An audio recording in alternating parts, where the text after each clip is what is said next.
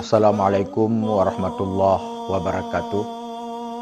Allahu Akbar, Allahu Akbar, Allahu Akbar, walillahil hamd. Majelis Permusyawaratan Ulama Aceh mengucapkan selamat menyambut Hari Raya Aidil Adha dan melaksanakan ibadah kurban.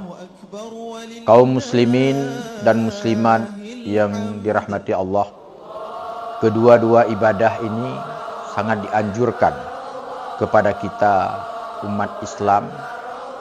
Mari sama-sama kita menghadiri tempat pelaksanaan ibadah salat hari raya dan juga tempat-tempat pelaksanaan kurban kita.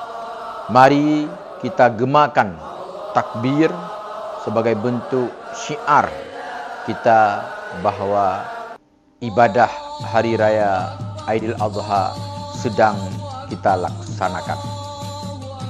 Mohon maaf lahir dan batin atas segala kealpaan dan kekurangan dari kami Majelis Permusyawaratan Ulama Aceh.